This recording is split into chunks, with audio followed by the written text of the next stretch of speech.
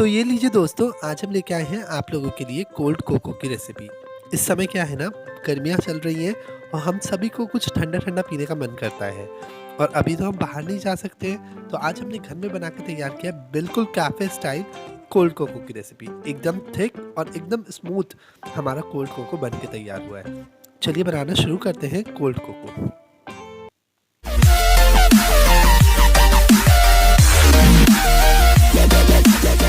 यहाँ पे cold cocoa बनाने के लिए ना हमने सारे इंग्रेडिएंट्स को लगा लिया है। कोको पाउडर, चॉकलेट, चीनी, कॉर्नफ्लावर और दूध है मेरे पास। चलिए हम आगे का प्रोसेस देख लेते हैं। यहाँ पे हम सबसे पहले पैन के अंदर 250 ml के जितना मिल्क ले रहे हैं, यानी कि 1 ग्लास मिल्क लिया है और इसको अब हम थोड़ा सा बचा लेंगे, इसमें से 2 चम्मच के जितना।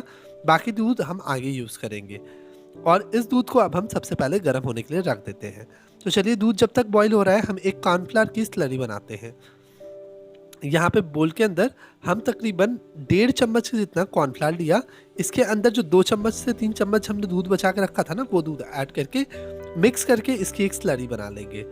ये हम आगे यूज़ करेंगे, जिससे हमारा जो मिल्क है ना वो काफ़ी थिक हो जाएगा और हमारा कोल्ड कोको एकदम थिक बन के तैयार होगा।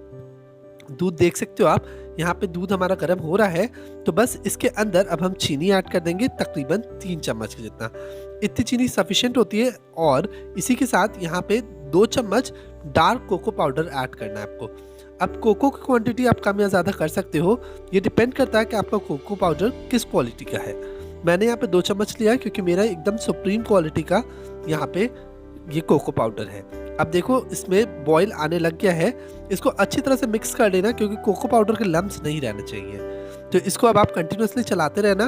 देख सकते हो दूध में जैसे ही एक उबाल आ जाएगा और चीनी मेल्ट हो जाएगी, तब उसके बाद हम यहाँ पे कॉर्नफ्लावर ऐड करेंगे।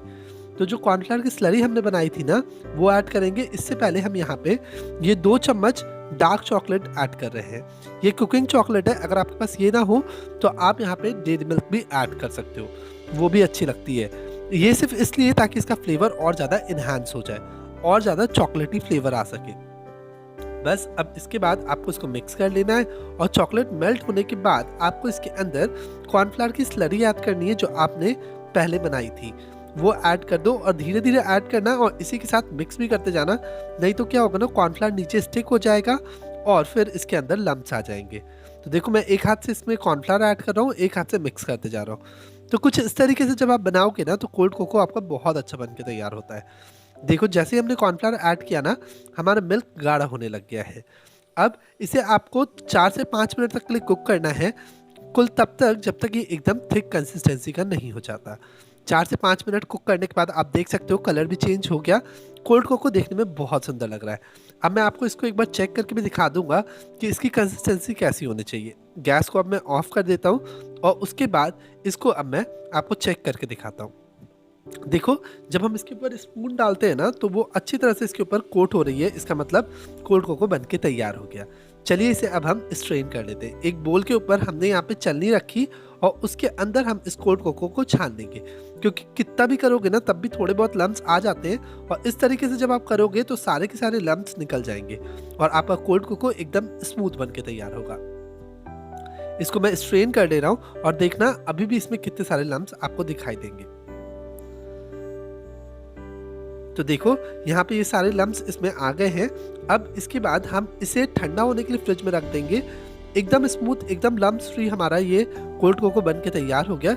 इसको ठंडा करके फ्रिज में एकदम चिल्ड कर लेना है और तब उसके बाद हम सर्व करेंगे। तो ठंडा करने के बाद इसको मिलते हैं।